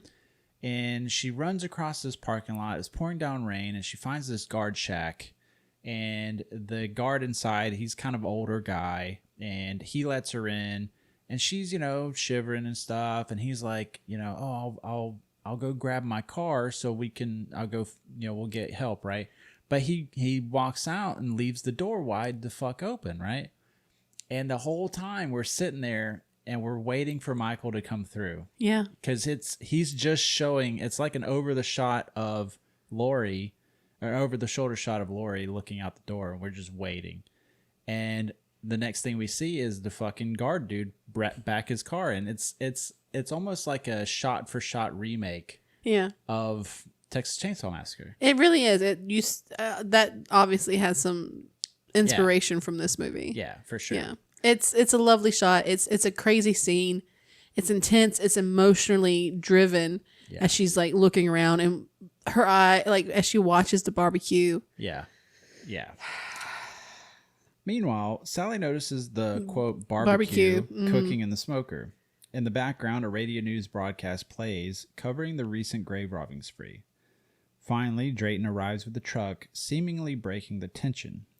He walks in carrying a burlap sack and rope. Drayton's a piece of shit. Drayton is a coward and a piece of shit. Yeah, dude.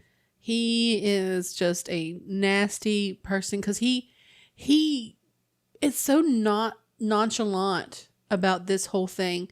And he just comes in carrying this burlap sack and pulls out the rug. And he's like smiling and kind of like shyly and kind of like this very awkward, socially awkward type of human being. Like, oh, this is kind of naughty what I'm doing here. I don't really get to do this part of the thing. Yeah. And she sees the rope and instantly is like, oh no. Like it clicks so fast for her. And she's been on guard, but this was the straw.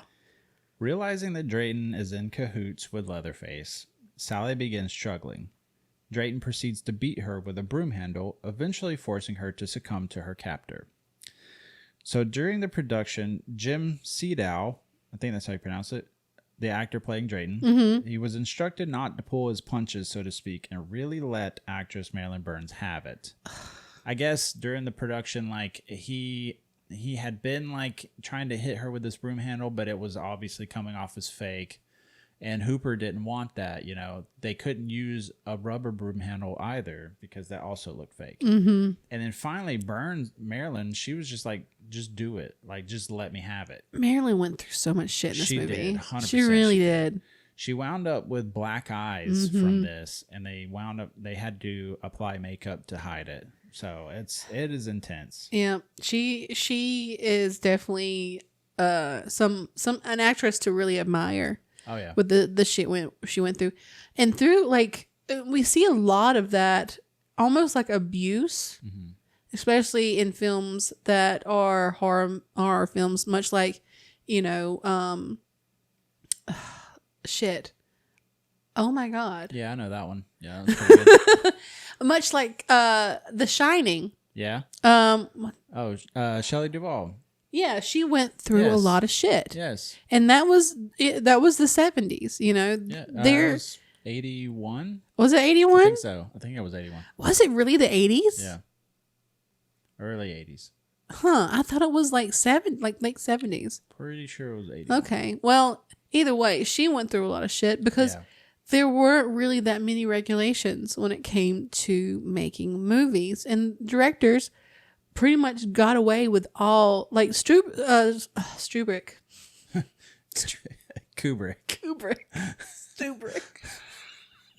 Kubrick really got away with a lot of shit. on that set. Yeah. Yeah. Yeah. Drayton ties up Sally and gags her and places her in his truck. He hops in and starts the truck, and then is sensible enough to go turn off the lights in the service station because of the cost of electricity. What a detail to add. I know. Like, who thought that shit up, dude? But, you know, good on them. Way to break the tension. It was honestly kind of funny. Drayton sets out in the truck, poking Sally with the broken broom handle. After a few minutes of driving, Drayton spots the hitchhiker from earlier, whom is actually his brother, Nubbins. Yeah. He gets out and begins berating Nubbins, stating he almost got caught over at Duke's, which was the graveyard. The graveyard, yeah. Yep. So, I guess Nubbins was doing him some grave robbins. Yep. That's who's been doing the grave robbing. It's been Nubbins. Sons of bitches. He is like the scout and the collector and the scavenger of the family. Yes. He is allowed to go out, unlike Leatherface. Mm-hmm. He is supposed to go out, or actually he got in trouble for leaving Leatherface at home. True. So he technically isn't supposed to be out doing the things. Yeah. So I mean, either way, I don't know. Yeah. I mean, it could just be because all these strange kids start showing up. Like I mean, you can't reasonably expect people to show up to murder them. No. But, you know. Well, I don't know if they're always expecting to murder, you know? I mean, there are all these cars and stuff. Yeah. So, I mean, it definitely has been a trap set up for a while, and that's due to the, you know, state of the United States and the economy at the time, because these people have lost their jobs. Right. And they have resorted to cannibalizing people to survive. Yeah. Because I don't think this family was all there to begin with, ever. No. Nope. No. They set out once again in the truck with Nubbins in the bed of the truck. They finally arrive, their destination, the Sawyer house. Nubbins takes Sally from the truck into the house. Leatherface greets them, now wearing the old woman mask. Yeah, the domestic mask. Yeah. Domesticated mask. Mm-hmm. This is the mask he wears when he is cooking and doing chores. Yeah, he's Mrs. Doubtfire. God damn it. Yeah, okay. Help is on the way, dear. Anyways, I could see Robin Williams as fucking Leatherface, couldn't you? That would be crazy. I mean, comedic actors in serious roles always fucking... Like Jim Carrey in 24. Dude fucking wild. 23. 23, sorry. Not 24. I mean, Robin Williams had some serious roles, too. Yeah, he did but... the 1 hour photo thing. That was kind of... Was he ever like a negative? Or like an evil? Yeah, 1 hour photo, yeah. He was a serial killer, yeah. Oh, yeah. I'm sorry. Anyway. I mean, he was also in Good Will Hunting, and that's a serious... I mean, but he's not evil. Killer, no, yeah, he's not... That was a serious role. The bad guy, you know? Anyways... Nubbin straps Sally to a chair with human arms for the arms of the chair. That fucking chair. And she's strapped in there, and when she realizes what the chair is, she instantly moves her hands and her arms as far away as possible off of these human arms. Oh, yeah. It's I would too. So... Yeah, oh, my God. I mean, it's not like you're going to sit there and try to play patty cake with it. No. But like, the instant, the human nature in that to like... This is so macabre and morbid that, you know, these arms of the chair are human arms, and she just like can't stand to touch it, and it's ugh. I don't blame her at all. In the kitchen, Drayton threatens Leatherface with the broom handle, interrogating him on where his victims were. Leatherface, frightened, points and mumbles, indicating where he killed them. Mm-hmm. I mean, it's very clearly obvious that Leatherface in this like societal ladder is the brute, but the child. He's the muscle. He is, yeah. Yeah. But he's got no like decision making skills. He's very elementary, you know. and it's... Well, I mean, you saw the shots of the up close shots of his face. There's nothing behind those R's. Ours. There's no. Excuse me. There's nothing behind those eyes. There's no thoughts. Yeah. Nothing. I know. I mean, even his teeth are kind of like sharp. Like he just has this kind of disfigured look under his mask. It looks like he's been chewing on something rough. Yeah. For a very long time. Probably the bones of his victims. Maybe. Yum. Drayton sends Nubbins upstairs to fetch his grandpa. He attempts to calm Sally down without success. Upstairs, Nubbins drags his grandpa, who was actually alive, to the stairs. He then calls out for Leatherface to help him carry grandpa down the stairs. Nubbins and Leatherface sit grandpa down in front of Sally. Leatherface grabs her hand and stretches it towards grandpa. Using a knife, he cuts her finger and places it in Grandpa's mouth. Grandpa then begins sucking on her finger as if being nourished by it. And he do a little dancey dance. So they had to cut her finger for real because the blood pack that they had been using wasn't working. So when they cut her finger in the scene, that is her actual blood. Yeah. And it's so, God, that is something. Again, we go back to how much she went through for this movie to be completed is absolutely insane to me.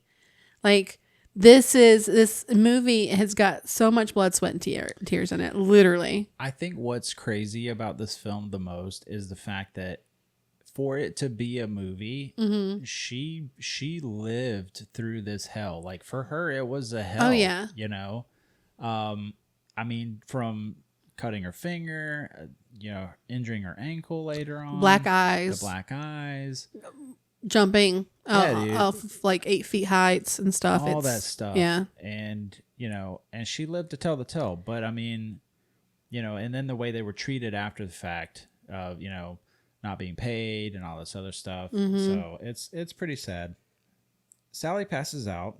She wakens later to find herself sitting at the dinner table with the 3 brothers and Grandpa at the other end.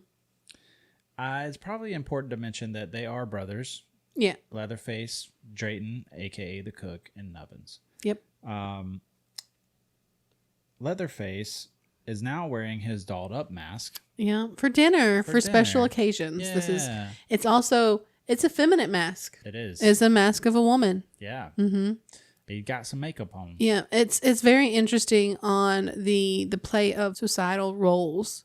Like when he is being the domestic, he's wearing an old woman's face, and when he is entertaining or having dinner, he has a much younger feminine face. Yeah. But when he's doing all the killing and butchering, he has more of a masculine face, and it kind of makes you question what was going on to where he is the woman of the house now. Right. And it's I don't know if I want to do too much deep thought on that, but yeah, maybe you should take that one at face value. Yeah.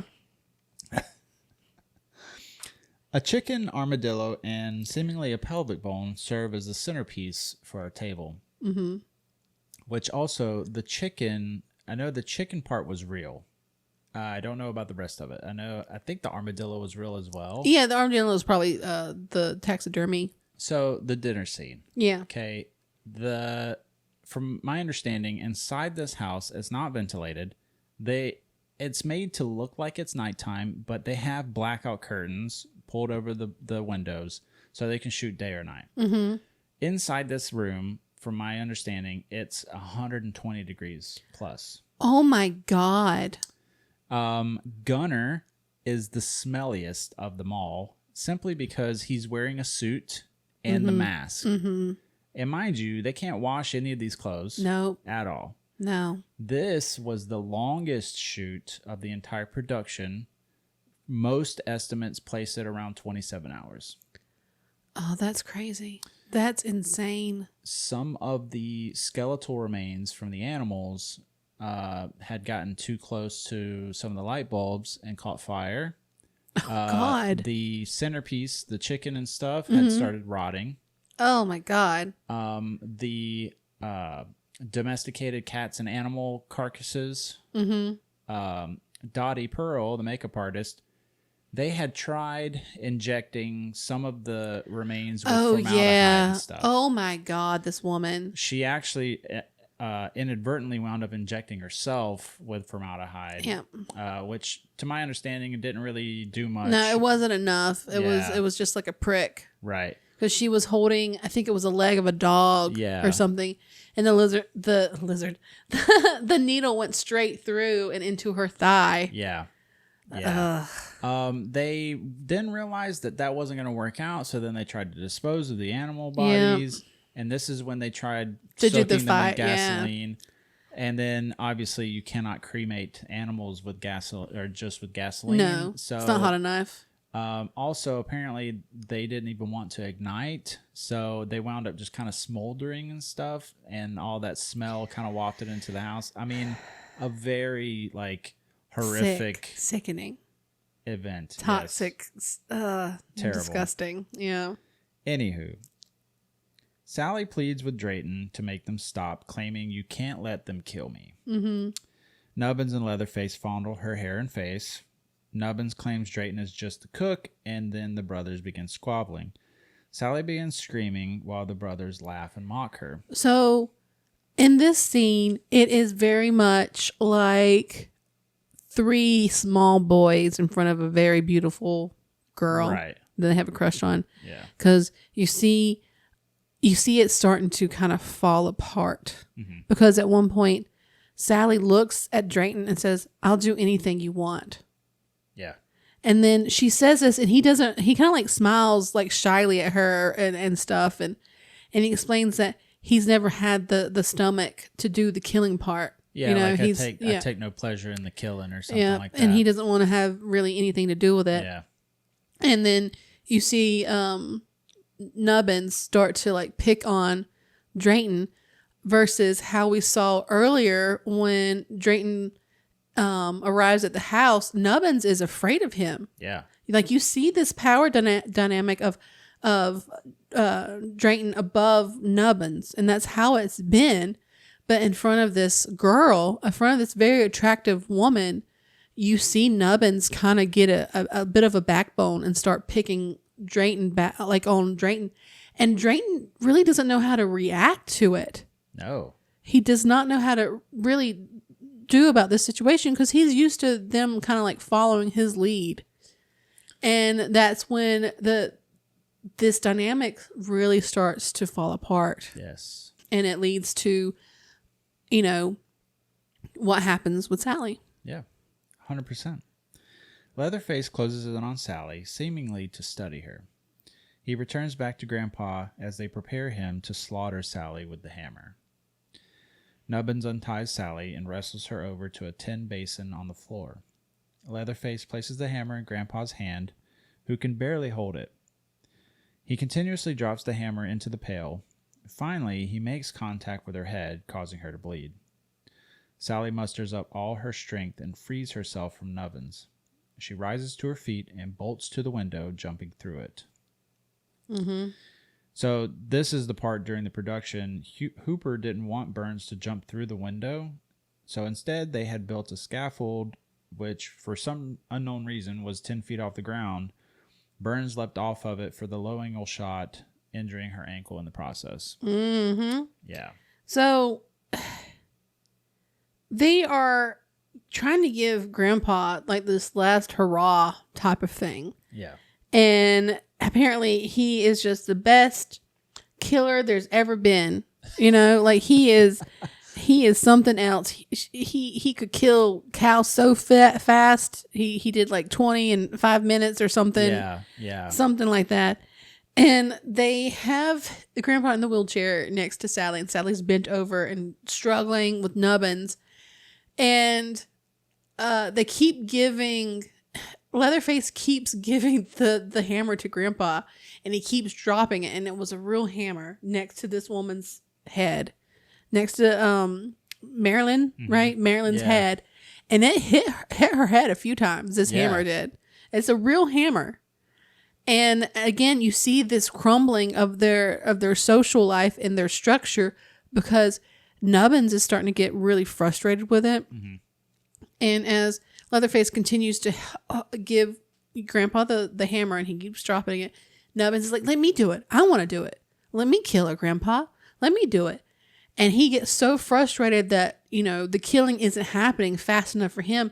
Eventually, Sally's able to wrestle free of him because his need to be in control and the need to kill takes over his responsibility of Sally. Right. And she just slips free.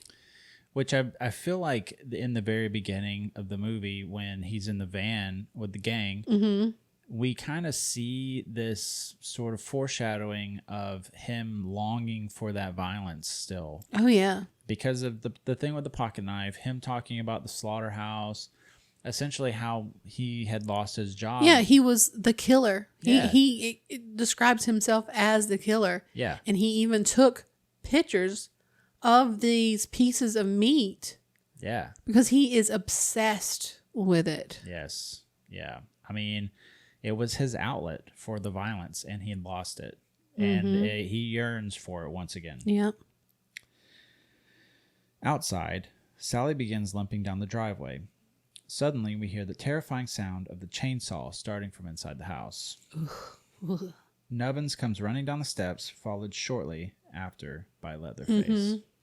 I mean, not even seeing him and just hearing that fucking chainsaw start up. You know what's happening. You know what's coming. Yeah, dude. It's all that. It's that chase scene all over again for her, and she has to be so tired. Dude, I like mean, Sally as a character, yeah, has to be so exhausted. Yeah, I mean, I would like to point out though, like she's a fighter. She's resilient. She did not give up. Sally as a character is an amazingly strong and smart woman and resourceful. I mean, we're very close in this episode of seeing like history in the making. Okay, and I'll point that out here. Okay. So Sally, Nubbins, and Leatherface run one after the other down the driveway toward the highway. A semi-truck crests the hill and runs over Nubbins, crushing him to death. Yeah, it does. The truck stops and the driver gets out to help. Sally stumbles toward him as Leatherface rounds the corner of the trailer. Sally and the driver get in the truck as Leatherface begins scoring the outside of the door with the chainsaw. Sally and the driver climb out the passenger side and make a run for it. Leatherface chases them as the driver, having picked up a wrench, throws it and makes contact with Leatherface's forehead. Mm-hmm. Leatherface falls, his chainsaw landing on his leg, cutting him. So this is when Gunner got hurt, actually. Like, he got seriously injured. So the special effects for this part was they had a plate of metal underneath Gunner's costume. Mm-hmm. And the chainsaw was supposed to hit the costume, break it open, where they had fake guts and stuff along this metal thing. Mm-hmm. But the chainsaw had the chain on it at that point.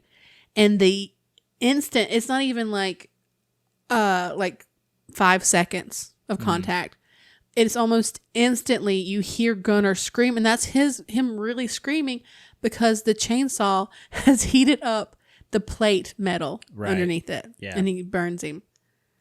I tell you, man, like these, I don't even know if OSHA like existed at the time. I think it did. Maybe. I mean, these people were like desperate. Mm-hmm. A pickup truck coming the opposite direction passes Sally and then turns around. Sally jumps in the bed of the truck as the truck pulls away, leaving Leatherface in the dust. Leatherface begins dancing and swinging his chainsaw as Sally drives away, laughing maniacally the whole way. Mm-hmm. And then we cut to black. Yep. So they had pretty much completed shooting this scene of Sally escaping and everything. And Marilyn was pretty much ready to be like, yeah, it's over. I'm done. Yeah. I can get out of these clothes. I don't have to wear them again.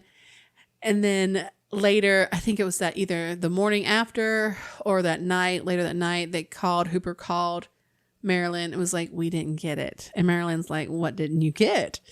And they had to reshoot this scene again. Yeah. And that moment where she's in the back of the truck and she's laughing hysterically, that is Marilyn laughing. Yeah. That is Marilyn realizing that this was it and that these 30 fucking days was over. Yeah. Yeah, it was pretty terrible. I mean, from what Dottie Pearl had said, Marilyn's hair was a very, like, not quite bleach blonde, but you know, a golden blonde. Yeah. The blood, she had worn that blood for so long, it had stained her hair pink. Yep. That's how long she wore it. I mean, it was, I don't know, like, that's a new level of commitment. Yeah. Could you imagine wearing clothes for 30 days straight? Yeah. Yeah. Especially if you're like a woman. Because within those 30 days, true. You know. True. So, I mean, that's, yeah. I couldn't. That's For gross. set, like, it was disgusting. Yeah. But the effort of that paid off increasingly well. Yeah. Mm-hmm. So this film, as I said earlier, we get to see a lot of historical firsts in this movie.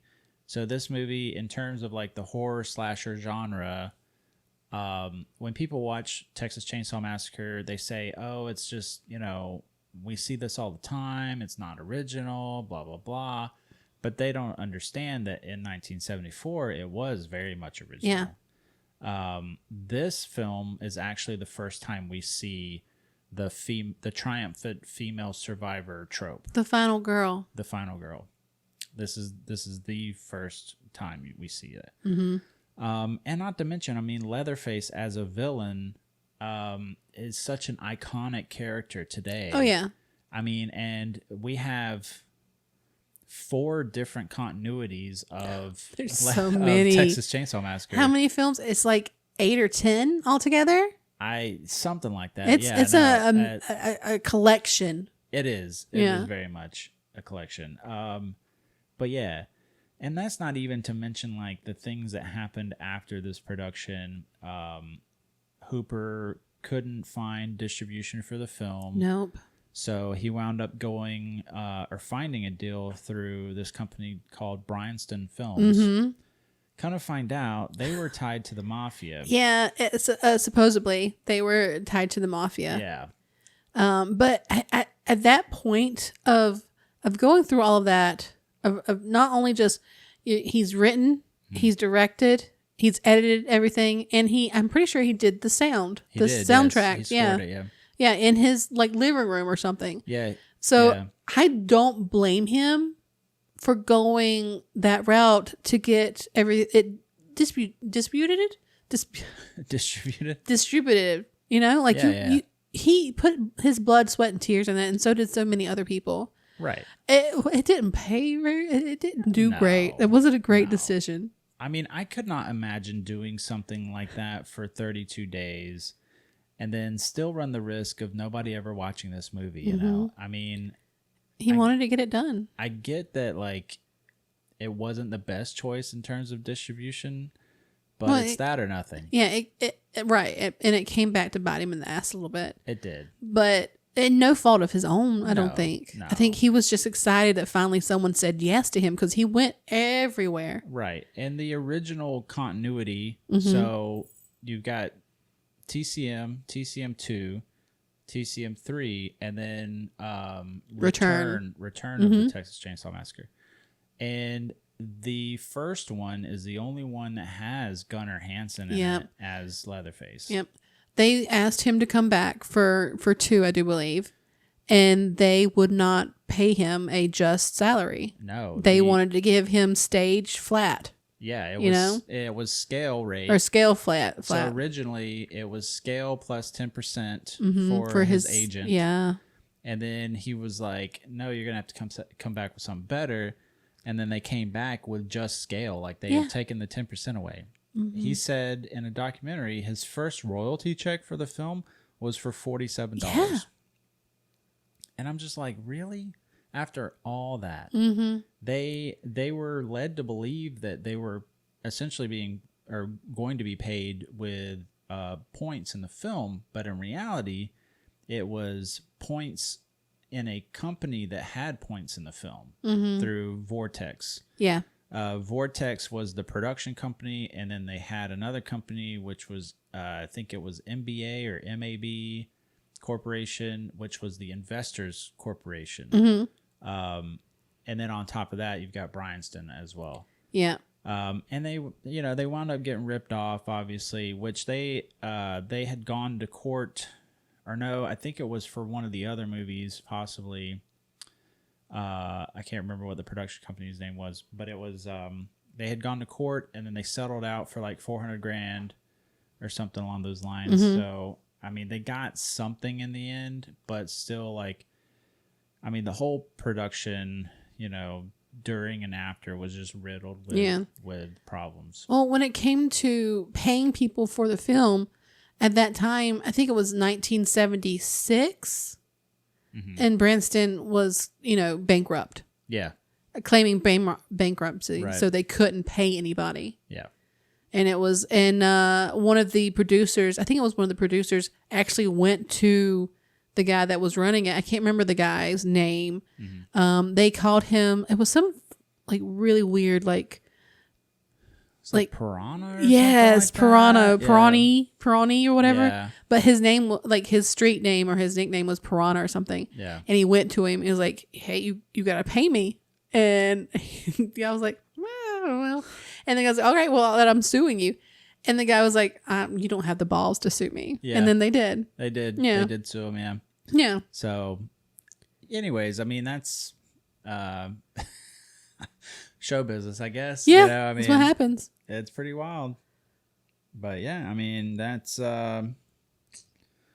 Texas Chain Saw Massacre. Yeah. In a nutshell.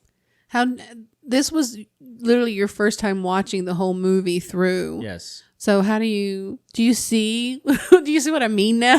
Yeah, I mean, I see what the hype is all about. Yeah. And I mean, so I watched it twice, 2 days in a row, to help me write the script and stuff. And I mean, there's just so many things that happen in this movie that we see in other movies throughout, the horror slasher genre and stuff, that I appreciate Texas Chain Saw Massacre more for now.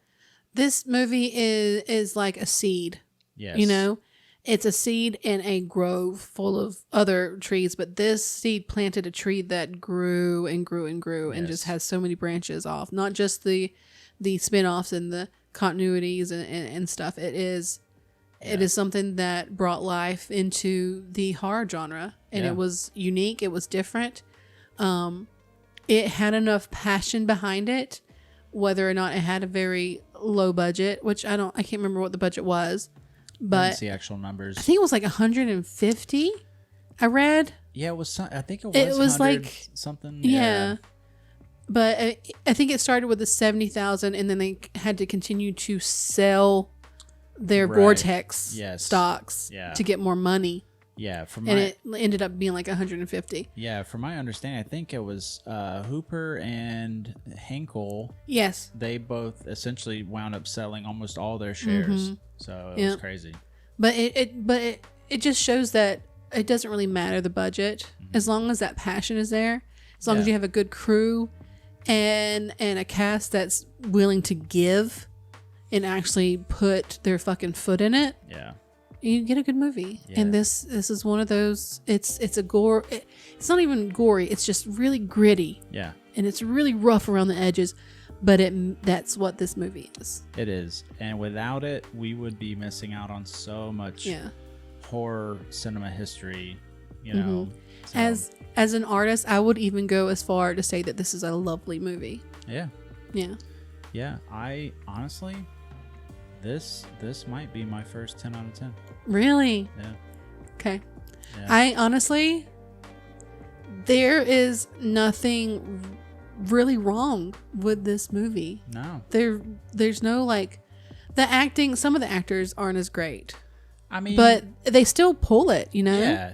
I'd give it a 9. I'd give it a 9. I mean, even the cinematography was, for what they had, yes, amazing. Purposely. And I get that the low budget, meant that they couldn't like the nighttime The lighting scenes and stuff, like yeah. that. But that lent it to be that much more scarier.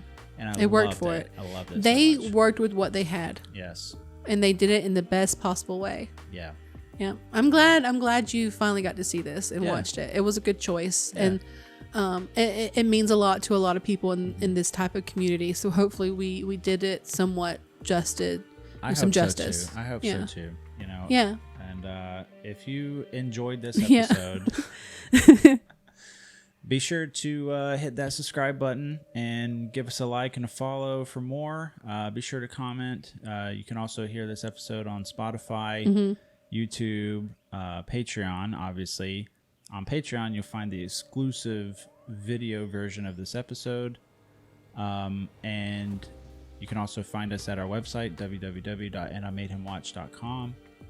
You can find more information about us and the podcast. Stop by and just say hi. Yeah. Stop by, say hi, leave a comment. Let us know what you think of the Texas Chain Saw Massacre. Is it worth the watch, or is it hyped up? Yeah. You know? Yeah. We want to hear from you.